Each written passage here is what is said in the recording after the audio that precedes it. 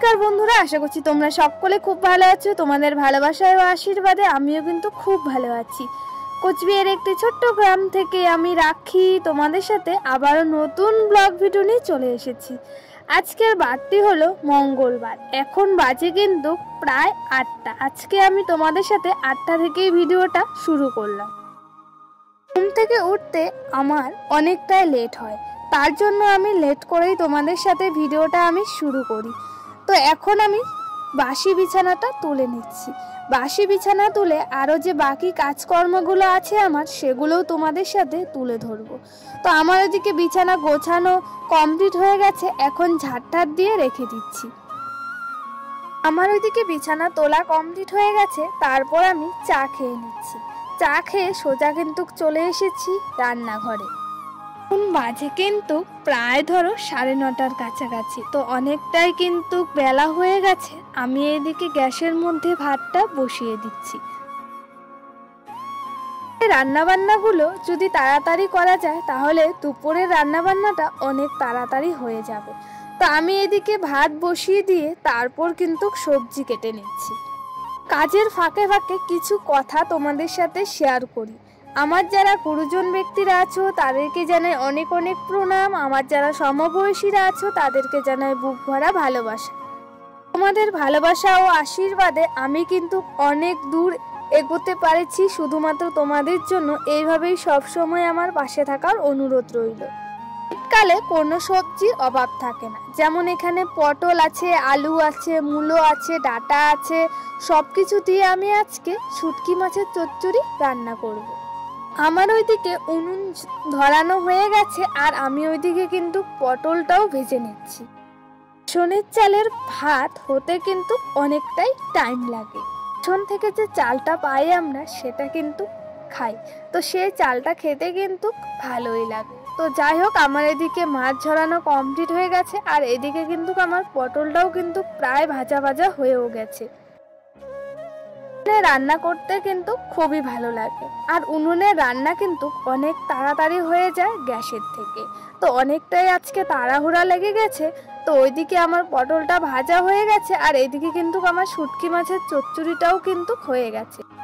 আমাদের গ্রামে তো ধান কাটা শুরু হয়ে গেছে, তো বাবার জেঠুরা কিন্তু খেতে আসবে, তাই তাড়াহুড়ো করে কিন্তু রান্নাগুলো করে নিচ্ছি, না হলে প্রচণ্ড কিন্তু লেট হয়ে যাবে। আর আমি এদিকে ডিমের ভুজিয়াটাও কিন্তু বসিয়ে দিই। রান্না করতে করতে প্রায় আমার বেজে যাচ্ছে কিন্তু 10:30টার কাছাকাছি। তো বাবা আর জেঠুরা ওরা কিন্তু চলেই এসেছে, তো ওদেরকে আমি এখন খেতে দিয়ে দিব। আর কি কি রান্না করলাম ঝটপট তোমাদের সাথে শেয়ার করে নিই। তো এখানে পটল ভাজা, আর এখানে আছে ডিমের ভুজিয়া, আর শুটকি মাছের চচ্চড়ি। চলো বন্ধুরা, রান্না তো শেষ, তোমাদের সাথে একবারে আবারও পরে কথা হচ্ছে। সবাই ক্ষেত থেকে চলে এসেছে, আর প্রচণ্ড না রৌদ্র উঠেছে। তো তার জন্য দেখো সবাইকে ভাত দিয়ে আমিও এখন বসে পড়েছি খাওয়া দাওয়া করে নিতে। আমাদের সবারই খাওয়া দাওয়া কমপ্লিট হয়ে গেছে।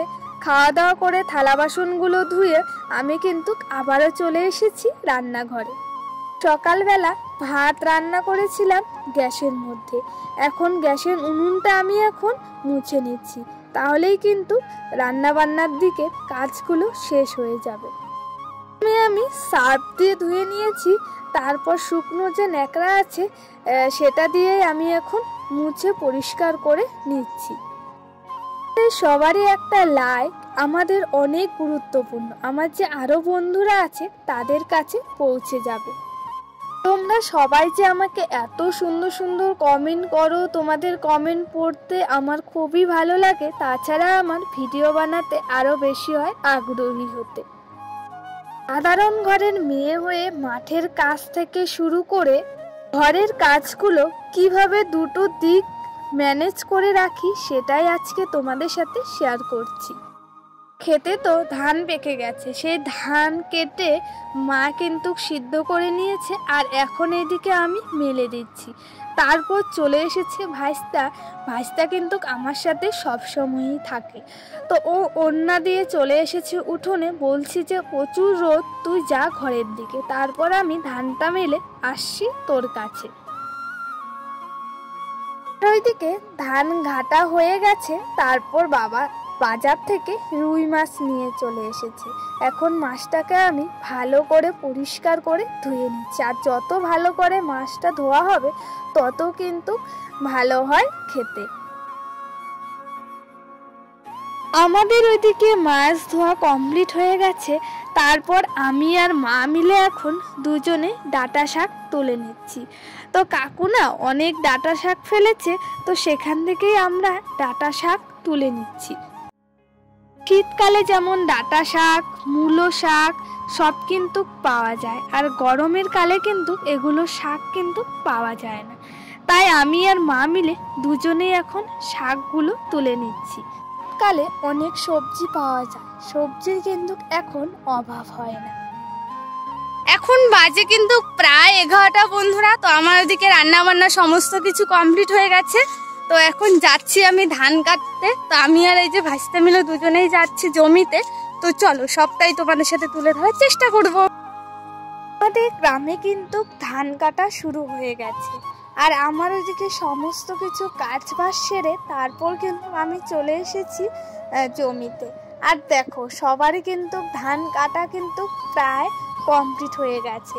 ধানের পরে শুরু হবে আলু, সেই আলু চাষও করা হয়, সেটাও তোমাদের সাথে তুলে ধরার চেষ্টা করব। সাধারণ ঘরের মেয়ে হয়ে আমি কিন্তু সমস্ত কাজ কিন্তু করতে পারি, যেমন আলু গাড়া, ধান কাটা, মাঠের যত কাজগুলো আছে সব কিন্তু আমি করে রাখি। আর নিজেদের কাজ করতে কিন্তু আমার খুবই ভালো লাগে। আর সবাইকে দেখি অনেক রোদ্রে ধান কাটে বা আলু গাড়ে, সেটা দেখে না আমার বাবা জেঠুর প্রতি খুবই খারাপ লাগে যে আমাদের জন্য অনেক কষ্ট করে। তো তাদেরকে একটু হেল্প করলে ওরাও কিন্তু একটু স্বস্তির পাবে। গ্রামের মানুষরা যারা রোদ্রে কাজ করে জানি যে রোদ্রে কাজ করতে কতটাই কষ্ট হয়। তা আমিও কিন্তু একটা কৃষকের ঘরে জন্ম নিয়েছি, আর বাবা কাকুদের কাছ থেকে কিন্তু আমি এই কাজটা করতে পেরেছি। আর আমার কাজ করতে কিন্তু খুবই ভালো লাগে।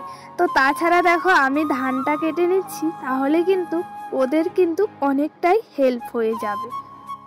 আমার যারা বাবা কাকু জেঠু দাদা ভাই যারা কাজ করে না রোদ্রে, তারা জানে যে টাকার জন্য কত কিছু কষ্ট করতে হয় আমাদের জীবনে।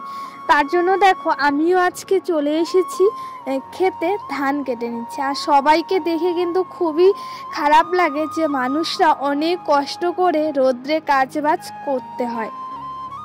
ভিডিওটা আমি শ্যুট করেছি 11ই নভেম্বর, আর আমি ভিডিওটা আপলোড করব 12ই নভেম্বর বিকেল 4টের মধ্যে।